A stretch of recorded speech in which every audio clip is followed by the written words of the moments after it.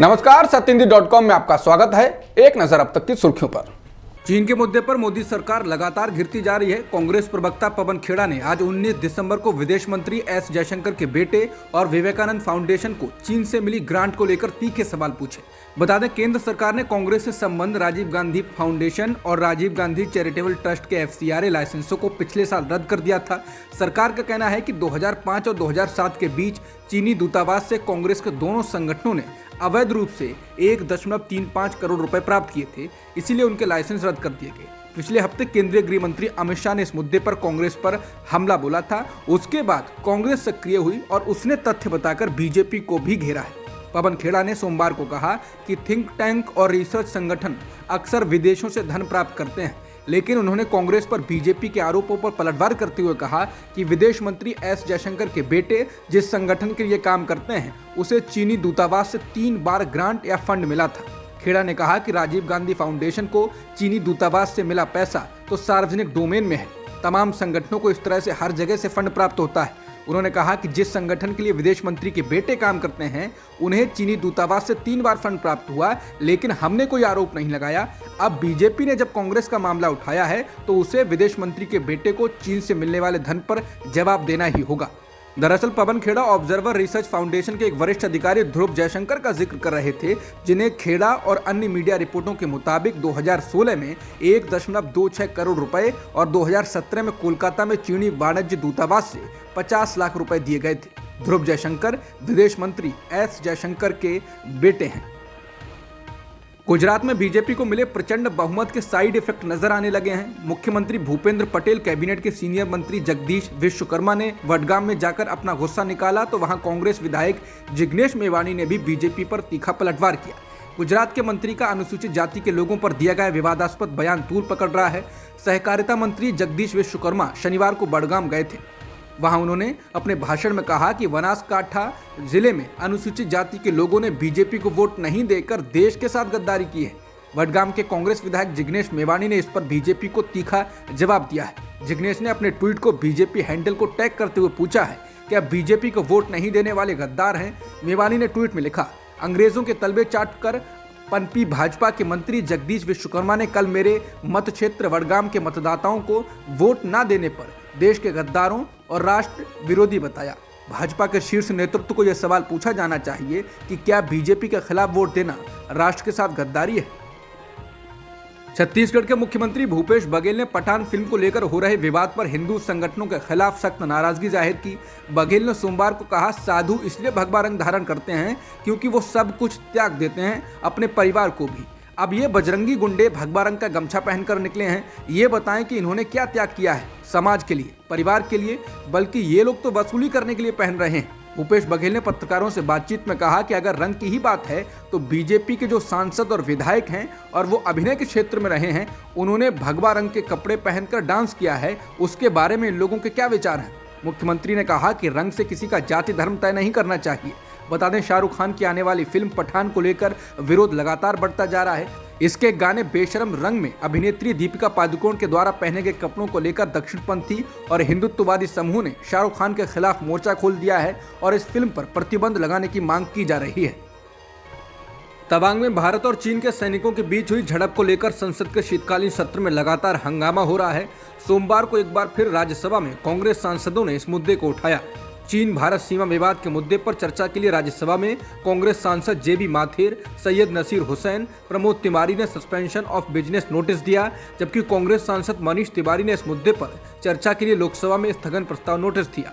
आम आदमी पार्टी के राज्यसभा सांसद संजय सिंह ने चीन और भारतीय सैनिकों के बीच हुई झड़प और भारतीय सीमा में घुसपैठ को लेकर चर्चा की मांग की। उन्होंने कहा कि संघर्ष के बावजूद भारत और चीन के बीच व्यापार बढ़ रहा है। कांग्रेस ने प्रधानमंत्री नरेंद्र मोदी पर चीन पर संसद में बहस से भागने का आरोप लगाया है और कहा है कि उन्हें इस मुद्दे पर जवाब देना चाहिए, न कि रक्षा मंत्री को। विपक्षी दल ने यह भी आरोप लगाया है कि प्रधानमंत्री अपने मुंह से चीन का नाम तक नहीं लेते और क्या ये चुप्पी उस देश के साथ घनिष्ठ संबंधों के कारण है।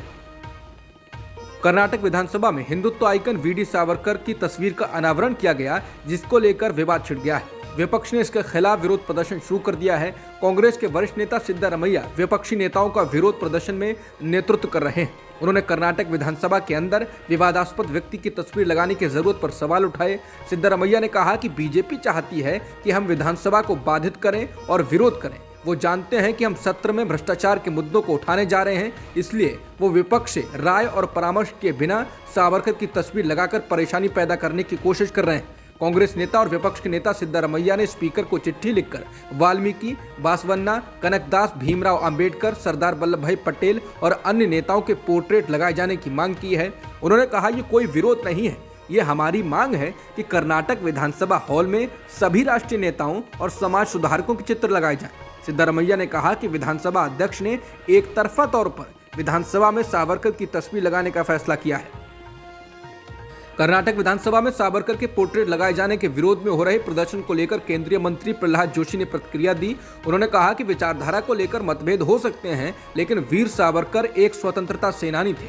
सिद्धरामैया से ये पूछा जाना चाहिए कि वहां किनके पोस्टर लगाए जाएं, दाऊद इब्राहिम के। बता दें, 2023 के राज्य चुनाव से महीनों पहले कर्नाटक में सावरकर को लेकर हो रहे विवादों की सीरीज में ये नई घटना है। भाजपा नेताओं ने कहा है कि सत्तारूढ़ भाजपा ने सावरकर के बारे में जागरूकता बढ़ाने के लिए एक राज्यव्यापी अभियान शुरू किया है और बेलगावी में उनके चित्र का सम्मान करना इसका एक हिस्सा था। महाराष्ट्र से सीमा विवाद के बीच कर्नाटक विधानसभा का शीतकालीन सत्र बेलगावी शहर में आज से शुरू हो गया। 10 दिनों तक चलने वाले इस शीतकालीन सत्र के लिए बेलगावी शहर में कड़े सुरक्षा इंतजाम किए गए हैं। ऐसा महाराष्ट्र से सीमा विवाद और विभिन्न संगठनों के विरोध प्रदर्शन को देखते हुए किया गया है। शहर में बड़ी संख्या में पुलिस को तैनात किया गया है। शहर के वैक्सीन डिपो ग्राउंड में भी बड़ी संख्या में पुलिस तैनात है, जहां मध्यवर्ती महाराष्ट्र एकीकरण समिति बेलगावी को महाराष्ट्र में विलय करने की मांग को लेकर विरोध प्रदर्शन आयोजित कर रही है। कर्नाटक महाराष्ट्र सीमा पर बढ़ते तनाव के बीच आज कर्नाटक ने विवादित बेलगावी में विधानसभा के विशेष सत्र को बुलाया है। महाराष्ट्र में बेलगावी को लेकर लगातार विरोध प्रदर्शन हो रहा है। आज शिवसेना और एनसीपी नेताओं को विरोध के लिए बेलगावी में प्रवेश करने की कोशिश करते हुए हिरासत में ले लिया गया।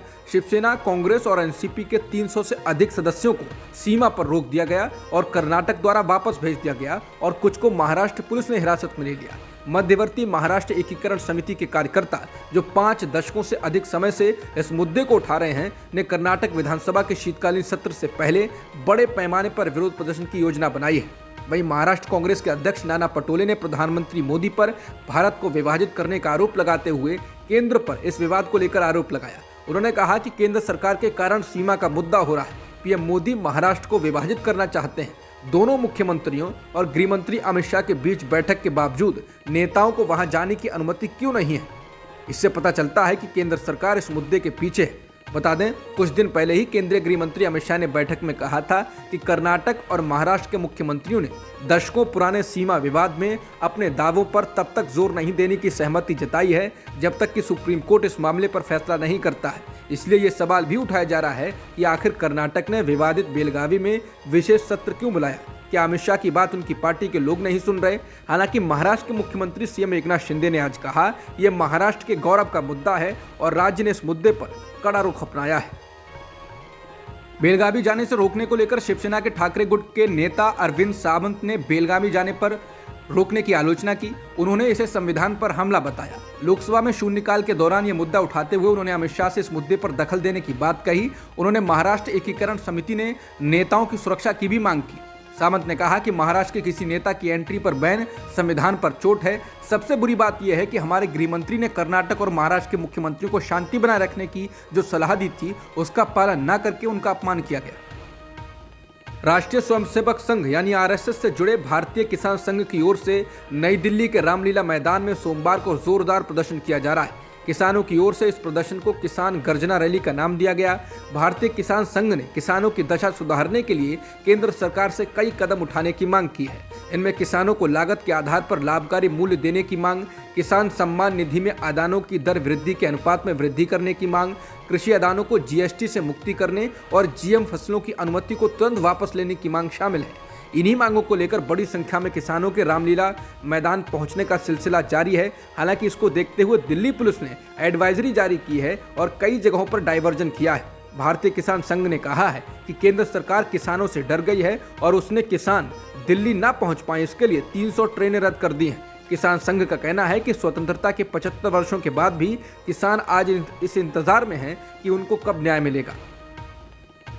जहरीली शराब से मौतों के बाद अब बिहार एक पुल गिरने से चर्चा में है। बेगूसराय जिले के साहेबपुर कमाल में बूढ़ी गंडक नदी पर बने पुल का एक हिस्सा रविवार को इसी नदी में गिर गया। इस पुल का अभी उद्घाटन नहीं हुआ था। बूढ़ी गंडक पर निर्माणाधीन इस पुल की लंबाई 206 मीटर है और इसके निर्माण का कुल बजट 13 करोड़ रुपए था। इस हादसे में किसी की मौत नहीं हुई है और न ही कोई घायल हुआ है। बिहार में इंफ्रास्ट्रक्चर में फैले भ्रष्टाचार का ये पुल एक नमूना है। इस काम को देखने वाले विभाग RWD के अधिकारियों ने खुद माना है कि ठेकेदार ने इस पुल के निर्माण में घटिया क्वालिटी का कंक्रीट और सीमेंट का इस्तेमाल किया। ये वही बिहार है जहां भागलपुर में मई 2022 में निर्माणाधीन अगवानी पुल का एक हिस्सा हवा के तेज झोंके से गिर गया था। हिमाचल प्रदेश के मुख्यमंत्री सुखविंदर सिंह सुक्खू कोरोना संक्रमित हो गए। सीएम सुक्खू की रविवार देर शाम को रिपोर्ट आई है जिसमें वो कोरोना पॉजिटिव पाए गए हैं। सीएम सुक्खू दिल्ली में हैं और सोमवार को उन्हें शिमला लौटना था, लेकिन अब वो 3 दिन तक हिमाचल सदन में क्वारंटीन रहेंगे। माना जा रहा है कि इससे हिमाचल प्रदेश के कैबिनेट विस्तार में देरी हो सकती है। तहरीके तालिबान पाकिस्तान यानी TTP के आतंकियों ने रविवार को पाकिस्तान में घुसपैठ की। TTP के आतंकी उत्तर पश्चिमी प्रांत खैबर पख्तूनख्वा में घुस गए और एक पुलिस चौकी पर कब्जा कर लिया। आतंकियों ने वहां की जेल में बंद कुछ अपने साथियों को छुड़ा लिया। इसके बाद उन्होंने बन्नू कैंटोनमेंट के परिसर में स्थित काउंटर टेररिज्म डिपार्टमेंट के कर्मचारियों को बंधक बना लिया। बन्नू पुलिस के प्रवक्ता मोहम्मद नसीम ने रॉयटर्स को बताया ये साफ नहीं है कि आतंकियों ने बाहर से हमला किया या उन्होंने पुलिस चौकी में मौजूद पुलिसकर्मियों के हथियारों को छीना। द डॉन के मुताबिक एक वरिष्ठ पुलिस अफसर ने कहा कि प्रतिबंधित आतंकवादी संगठनों के लगभग 25 गिरफ्तार आतंकियों को CTD केंद्र में रखा गया था। इस घटना का पता चलते ही पाकिस्तान के आर्मी के जवानों ने पूरे परिसर को घेर लिया और हालात को काबू में किया गया है। अब तक की खबरों में इतना ही। बाकी खबरों के लिए बने रहिए सत्येंद्र.com के साथ।